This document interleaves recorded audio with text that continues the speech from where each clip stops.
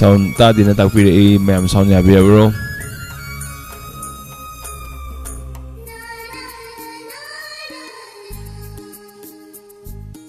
Sound okay takpiri.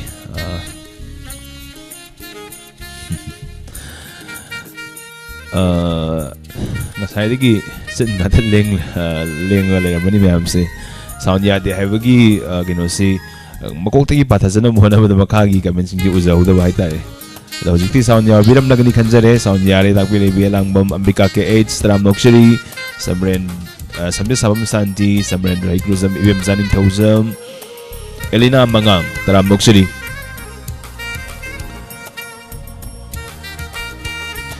ngasi sahi aroiba 2022 singarang na handala kiba mali ado ngasi loire mayam kari phawi bage salan hingda sat kiba tare ado ngasi phone tawnabagi aikoigi conversation tawgadaba na minute aduga live chat ki khuthang do ina adumak comment da ahana konta nabagi aduma program ni aduna ngasi gi oina phone tawbiraktanaba ningsingjari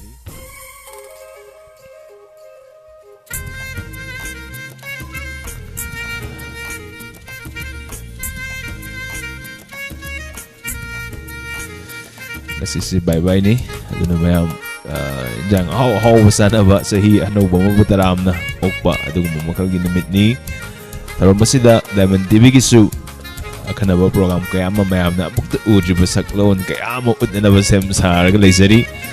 namidang itarom loy na sarug yamin na si mayam ngasidi mayam sa tatum dabida sarug yamin na si Punsipi US na takpili sir abo ay di sahi su yam sila sahi su loy sila kamay daw gano'n na hangbili ako'y kundi mag sahi na yam kat minabani aduna som katang hengat na tabani na mayam at may na heta na kanagumsi ado ano ba sahi malak pa sila haan loy sila daw tabag adom gi mapung mahaw daw tabag sing puna mapung pahan minasi hay na tamsage music kasi yam kalabani na ikoy singer se haizarak lage duga singer se degi apam bisay khanba hanba tana si ma'am sem saraga lebiro hekta nang nahawda bani ma'am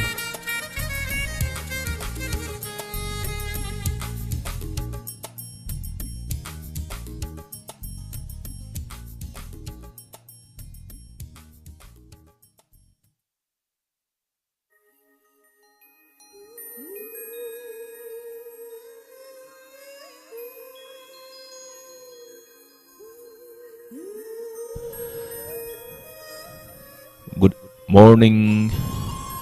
everyone kudi magtaram no actually ayuki angan mamatam sida lengsan birak libo kudi magse haini ngali tan thagachari tarom base hek loyo power saruk yamin si je bila lengsan birak li takel tawrem pramo mem lengsan birak elina mangang lengsan birak li bialang bom taram no actually ngasigi ahan ba live set ki Kudol oina pujarak liba singer si mayam na thadok hendok na pam naraba adung mamakagi singer amani saisak pa si dagi apaamba mayam na khalakpa yaba isay sing adom gi wakal da tolok pa isay sing adu khanbiyu adom na khwaidagi pam ba isay do khalakpa da hana konta na si adom gi kubi ready da laybiro lokotchari ngasigi ahan ba singer hiding ida ma'am si like symbol thabi dum thabi ro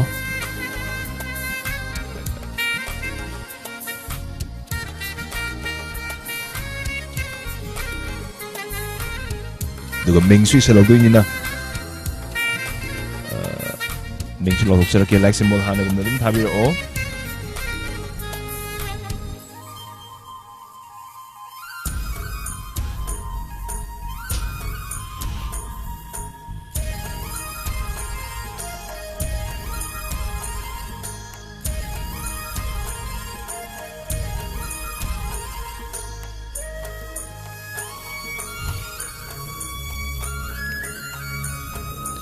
Tagachari member na po ngasigi ahan ba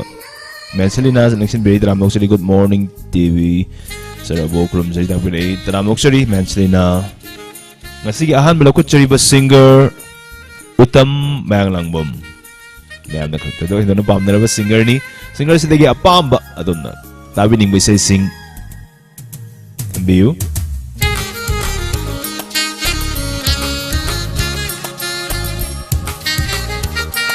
Baby Devi Taram Luxury Aulam Dilip Kumar Sunita Lauren Bam Taram Luxury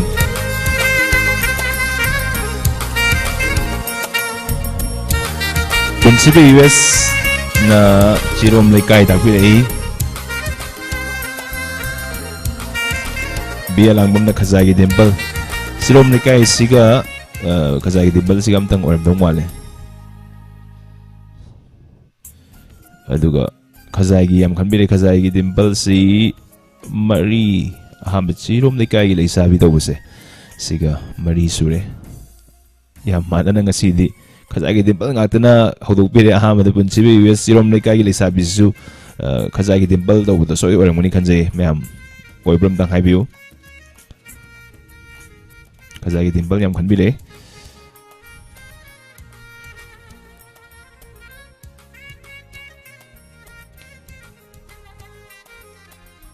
Prinsipe US na Kazagi Dimple khanbire B Alangmam su khanbire aduga Ambika KH su khanbire adagi Bila ise Bila Baby Mayum Kuman su khanbire Kazagi Dimple siyam khanbire makata abda su Premita Waikom na su khanbire Kazagi siyam khale Kazagi na vodka ring asise Kazagi Dimple hire say sina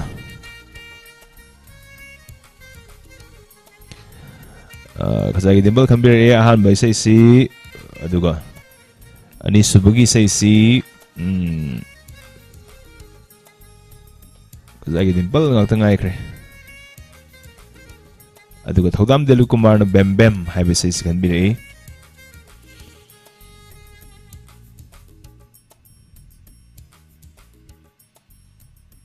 Parnasari Kundrak Pon na Misum Naiwa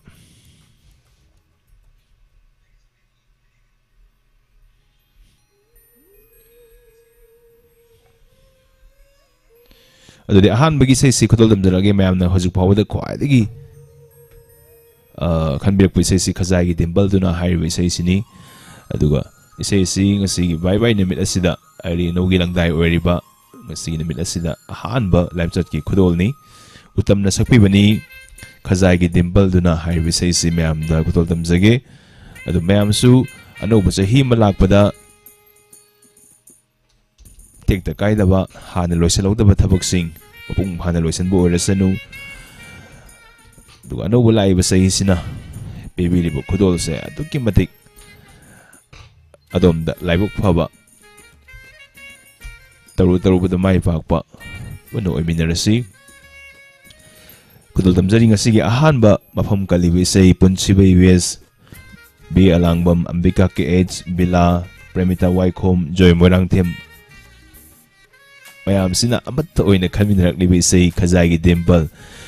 utam na sakpai say si mayam Kutol Damjari mayam buna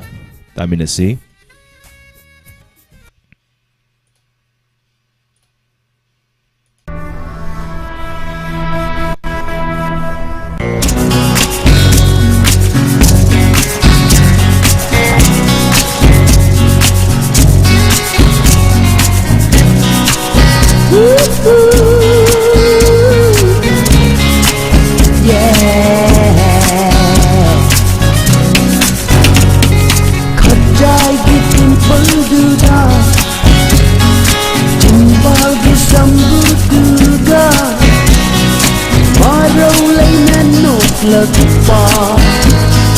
Utam ay di ngaure Rasi lay di kuchuda Ngang lấp tàu basam lang do Hai gat na chak na ye lag pa Utam ay di ngaure Sumhat pinang gisat tamda Ay di ngaure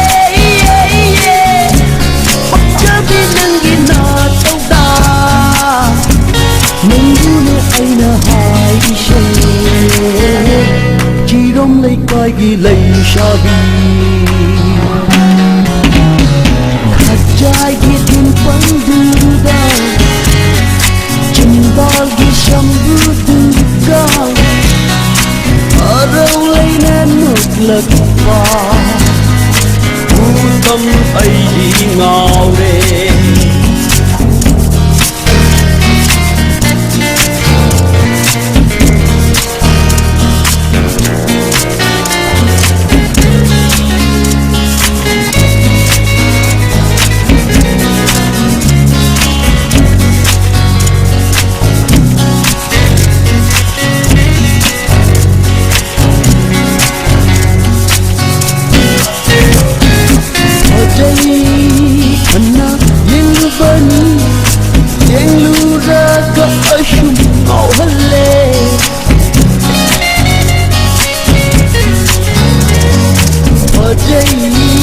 Hana yang lubani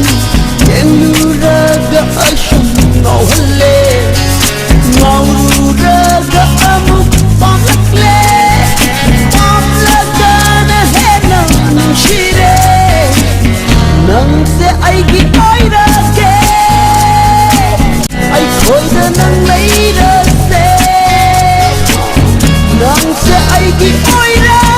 ke ai khoi da nang nei ra se khajai gi tin panduda chen bal gi sambuduga marau leina nuklakpa utam ai di ngaure raksi lei bi kuchuda ngang lap tau pa sam lang da hai gat na chak na ye lakpa utam ai di ngaure sumhat pinang gi sa tamda to ai di ngaure pakchabi nang gi na tauda nangune aina hai she chirom lai kai gi lai shabi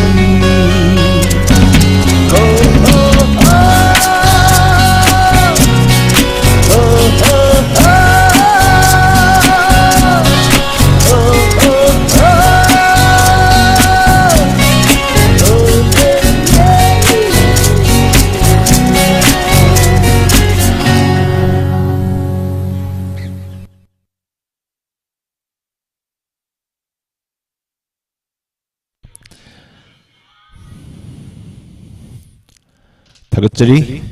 mayam pun mampu thakachari ngasigi lap chata election break ni ba aten matam se election break ni ba khudi mok chata nam nokchari aduga se sibu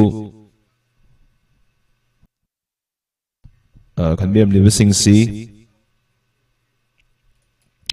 mioi da kimat yame mathangi sei se khanbiak liba si thodam Dilip Kumar na han ba khanbi khibane bam bam hai ri sei si ni mayam ma'am तो खुदल तमसरी अदुगा sassy कोइता बिदुना खनबिरक लिबसिंग मियो the किमथिक यामी अहान बगी खजागी temple द खनबिरक लिबसि principal यूएच अदुगा वी लांगबम अंबिका के एच बिला प्रेमिता वाइकोम जॉय मोरांग टेम मेमसा सगोल सेम हाइबिसिंग सिना खनबिरक पनी अदुगा अनि सुबि सैसी खुदल तमसरी बेम बेम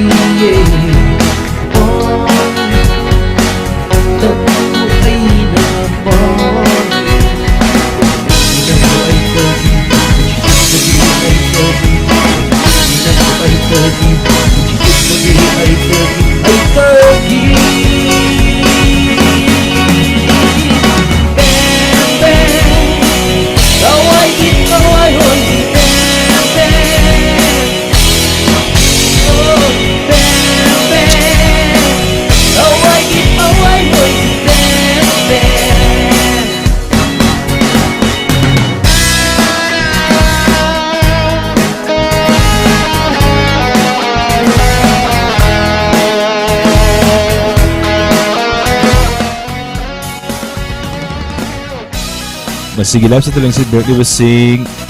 Laimim Sunita Bisesor Yumlembam Ambika Sanjanbam Langwal Nom Nanawan Vidya Laxmi Arunia Koizam Pramida Waikom Kangim Joymati Bisen Kuman Arunia Koizam Di Alangbam Kudi magtanam luxury sa isikudol ng zali dami na si Tarap bersak lagi Merutagi Cuma menolak kepadanya Hidup dunia Jangan berarti kamu ini Bukanlah Kota pengkut kamu ini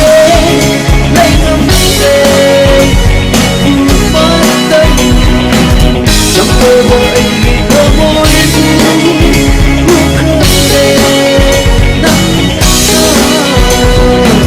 Kota pengkut kamu ini Lain ambil Niku pandang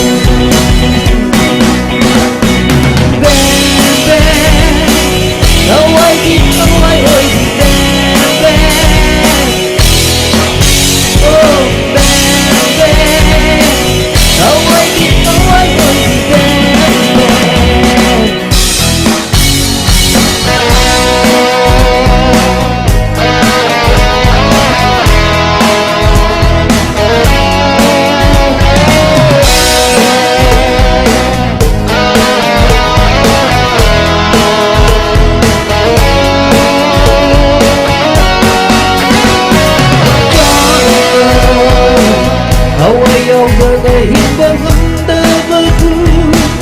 Nahak yaw gana hingga nglaro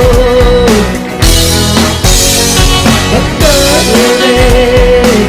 Wataw pagkake ay githamoy ase Nagshiri nagimay kukundabad Layhat tinggi Ipagkunin Nagshiri ng buhay Ibig magsila Nagshiri ng buhay Ibig magsila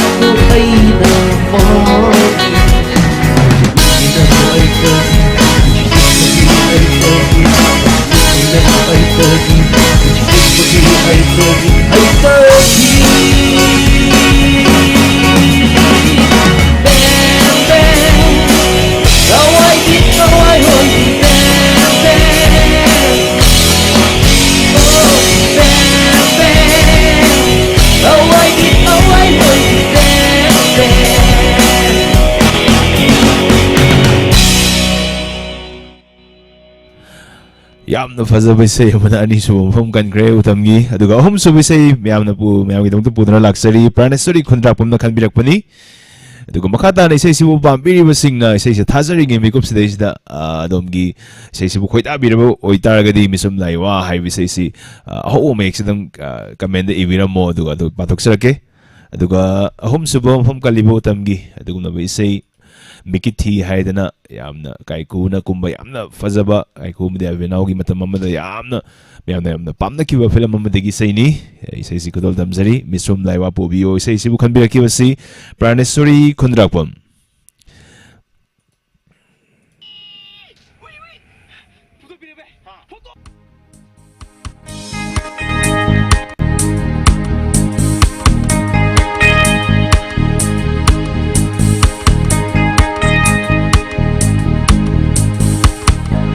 Bishum laiwa pubiwa Tabara jinbagi minota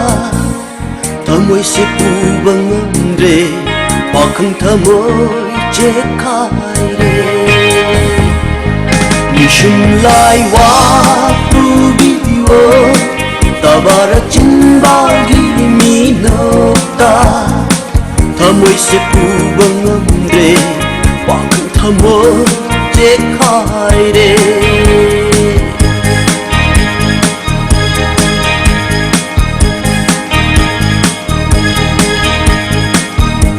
ꯂꯩꯇꯥꯐꯝ ꯈꯪꯗꯔꯦ ꯋꯥꯈꯜꯁꯦ ꯅꯪꯕꯨ ꯎꯔꯨꯕ ꯃꯤꯀꯨꯞꯇ ꯂꯧꯖꯈ꯭ꯔꯣ ꯊꯃꯣꯏꯁꯦ ꯑꯩꯍꯥꯛꯀꯤ ꯄꯤꯔꯕꯅꯤ ꯄꯨꯟꯁꯤꯁꯨ ꯅꯐꯝꯗ ꯂꯩꯇꯥꯐꯝ ꯈꯪꯗꯔꯦ ꯋꯥꯈꯜꯁꯦ ꯅꯪꯕꯨ ꯎꯔꯨꯕ ꯃꯤꯀꯨꯞꯇ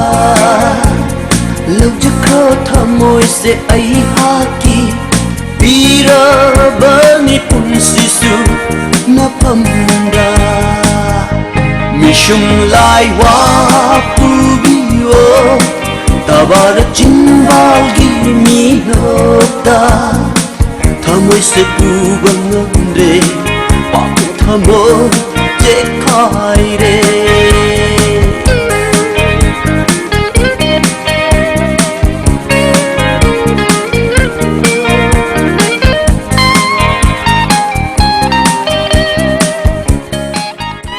Sibu makatana khudabiribasingdi ahan khanbekisi Parneswari Khundrapamni duga misumewasi Thaudam Dilip Kumar Chingkai Moirang Thoibi Devi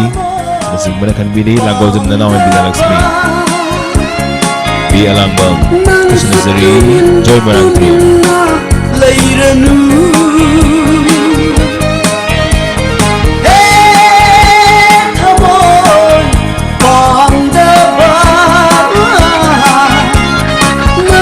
Sigo US kambiri Lairanu Hairotana Pukningi wahaido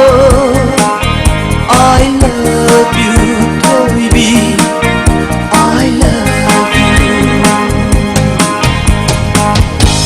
Mishum lai wa tubiwo Tabara chinbalgi minokta Thamoise puba ngamre Wakhang thamoi chekhaire Mishum lai wa pubiyo Tabara chinbalgi minokta Thamoise puba ngamre Wakhang thamoi chekhaire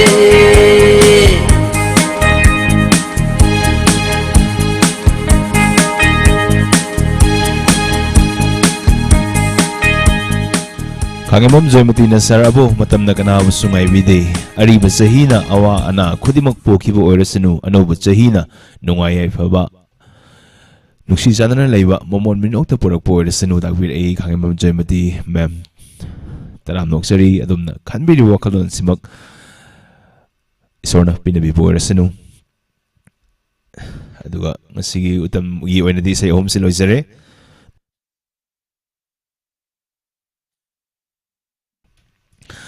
Anisuba singer mayam gidam ta puduna laksage ariba matamdagi horaga mayamna yamna pamna tabirakiba singer amakaki saini mayamna tabidisi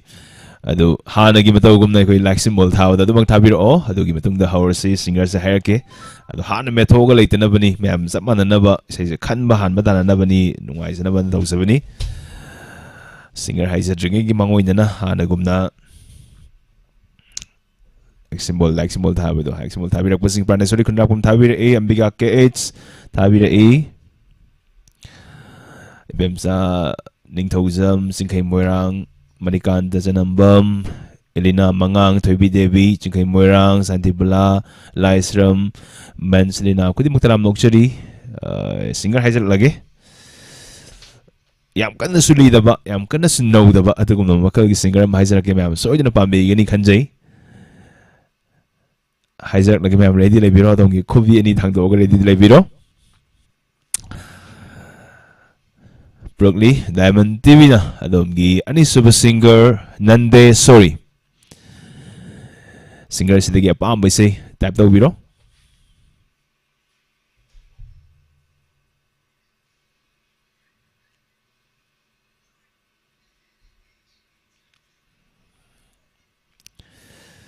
Nandesori gi sei khanbada ko injang ma male me am stem tem leina gre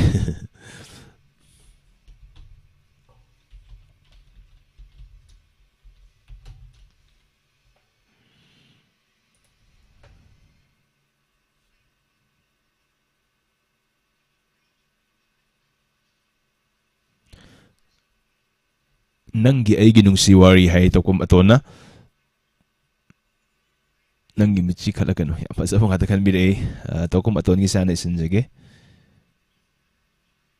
Nangi michi se kangem joimeti sudo ha kangem joimeti ni so heavy kre tokum aton nangi aigi nungsi wari tokum aton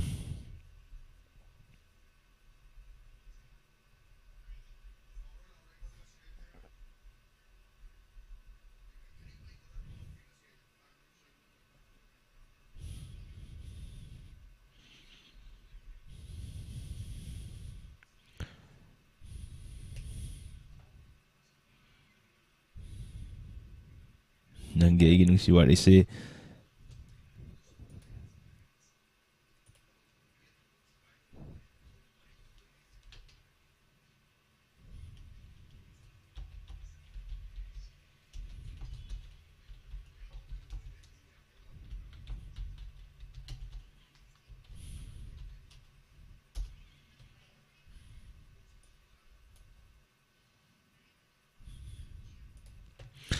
Lab sa talay video ba pwede magtaram ng sorry isa yung home si kangat sa kita wala may amse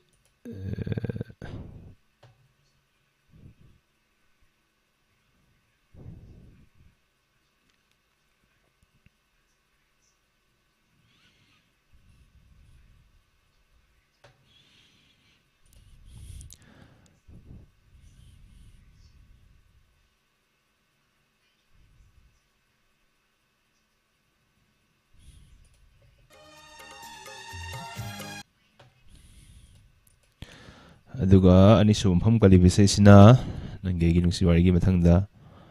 kanbirak ni si Dokmato na han kanbire aduga nanggimichi kala kanu sa kangimam joy mati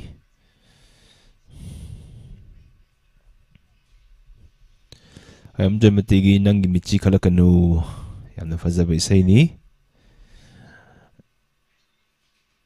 una si ko soy danay lina mangang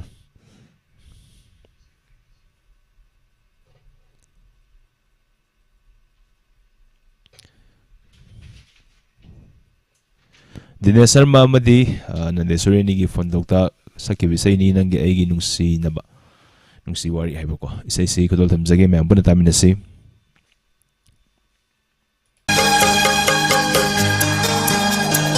Nangi aigi nungsi naba Tingbang amloy kananaso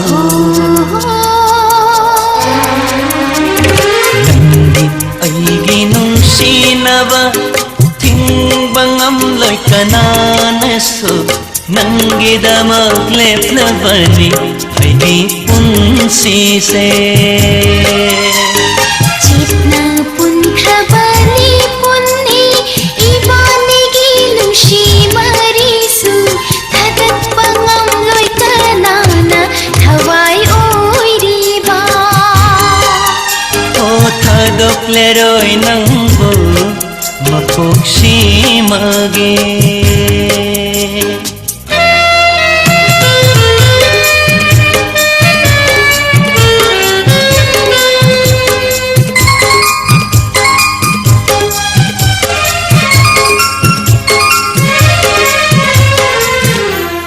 isay si buko David no kanbirak ni badi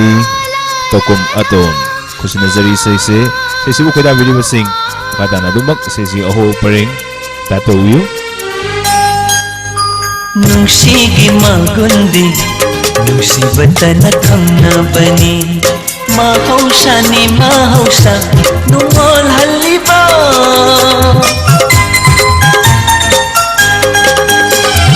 Nungsigi magundi Nungsibata na kamna bani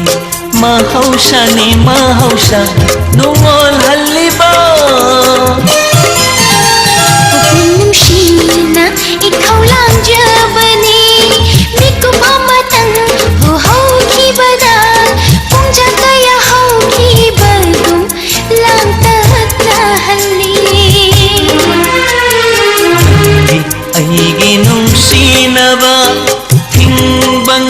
loy kananaso Nanggidamak lepnabani Aigi punsise Thadat pangam loy kanana Thawai oi diba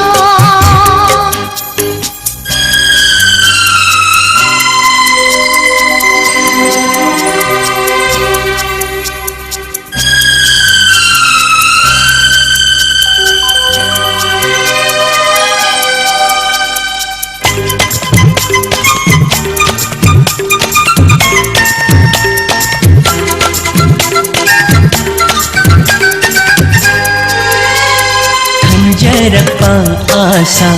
Manjarakpa manglang kaya Ngairi bani panto Amagidama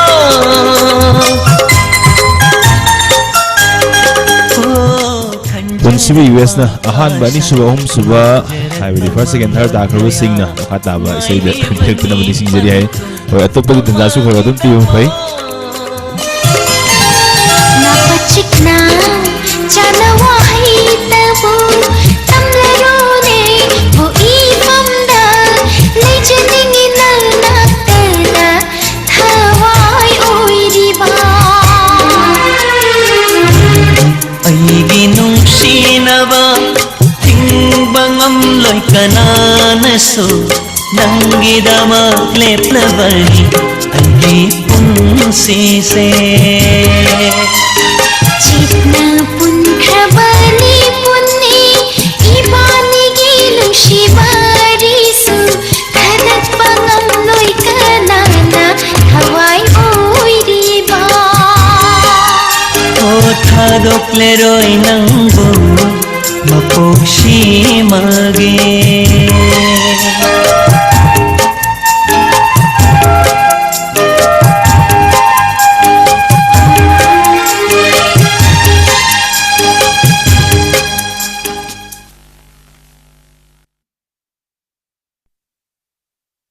Agachari sei fazabama muna tamina kremayam aduga anisu bai sei mahum kalibasi khangem joymati na khanbira kibani sei sigi martana adumak adomna pamba sei sibu koida bibu eragadi makata na adum sei sigi aho preng se adumak type to view ming soidna mathok sagi yamba Shakespeare nangsin bira e taram nokchiri ilina mga ngasai dagi library thagachari nong sang birak libasing dinga sai dagi lengdina library basing sa haninga naitana thagachari kasi bye bye na mini loina sarok ya mina si satok tabida accident su thoro ye dagi awana sabda thoro lengdina sum phone si galaita di nakanda thambaga laita gadi asing mo khudong thiba mayam sting ang thuk pusung amdoini aduna mayam ngasigi anisu mphom kaliwi sei nangi michi khalakanu mayam da khudol tamjari taminasi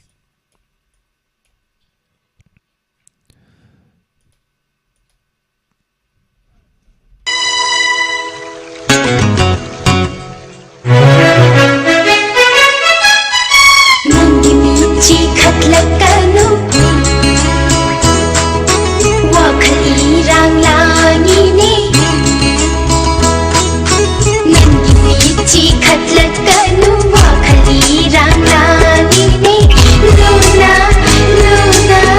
yina kanu thamoi ashi irang hawi chimban mo nok lakanu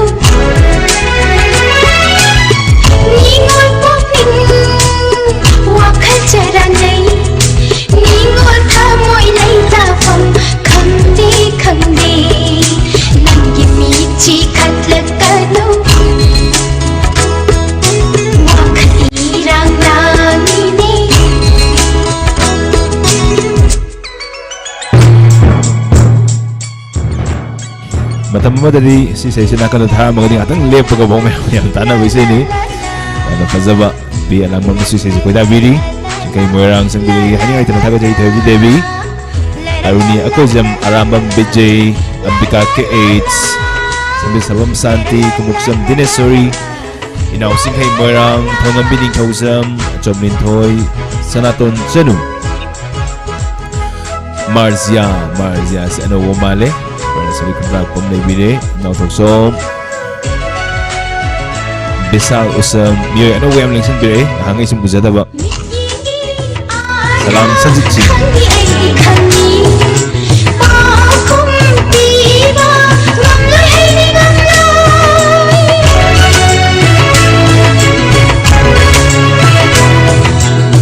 yengi atha khangni ai ni khangni pakum piba ngamloi ai ni ngamloi minogi atha khangni ai ni khangni pakum piba ngamloi ai ni ngamloi nungsi lang thatuna nungsi lang thatuna karigi thamoibu mahalba nangi michi khatlakanu wakhali rang rani ne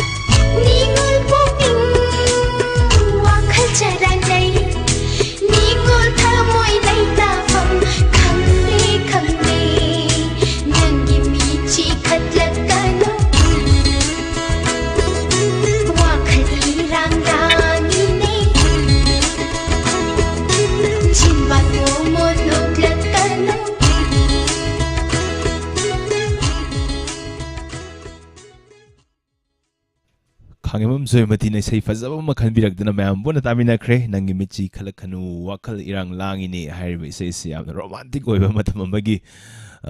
yamna fawkiba album moina thokiba duguma makalgi say amani aduga ngasigi ahum suba nandechori gi ahum suba maham kalibi say si unasiko soidana haidana sisu yamna fazakiba say amani matam amagi di si tharaga di loire agoi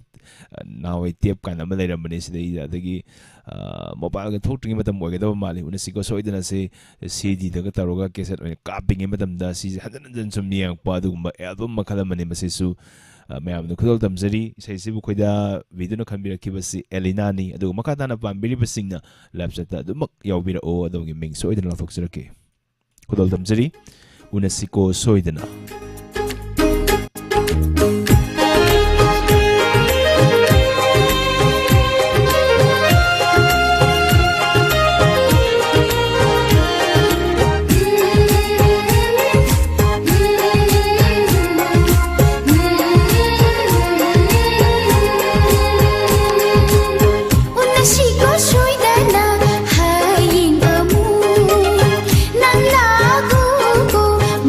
Sida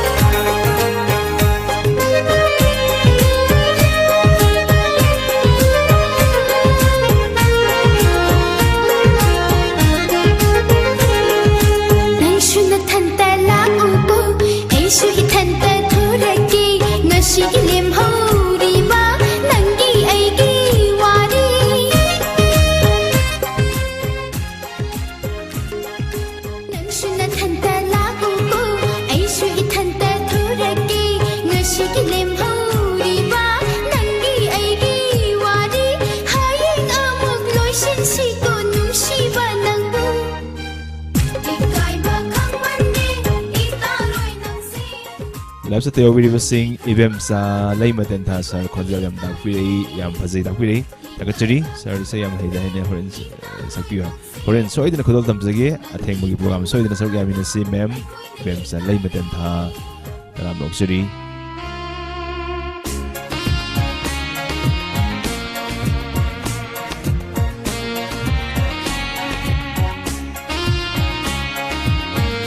sen elangum gawa lengsen biri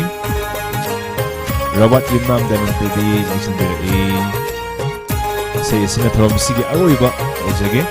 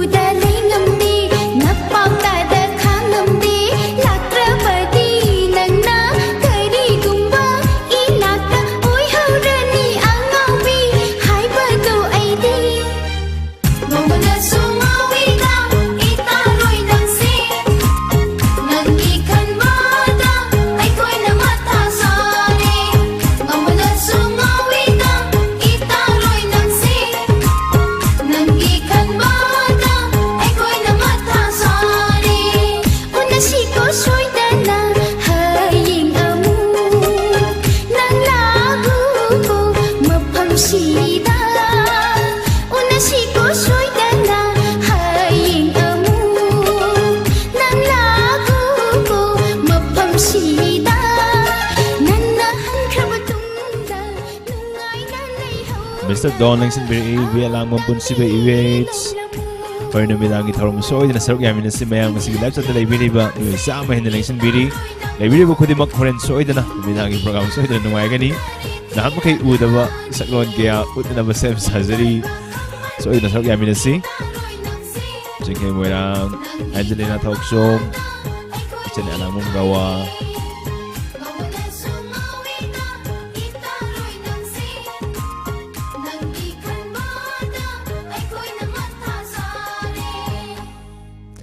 Sarabo bye bye welcome 2023 lagpase may pakpada OIBU ibem sa lay maten tha taram noksari soidina oiminara si mayam puna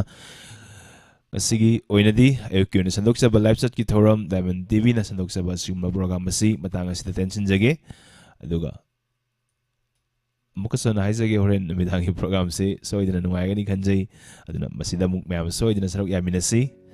kasigi damok tadi FC oinadi mayam puna magtigi abo ni ngumbam na kung nona kanya na bagyatang nisari mayam puna binabinasi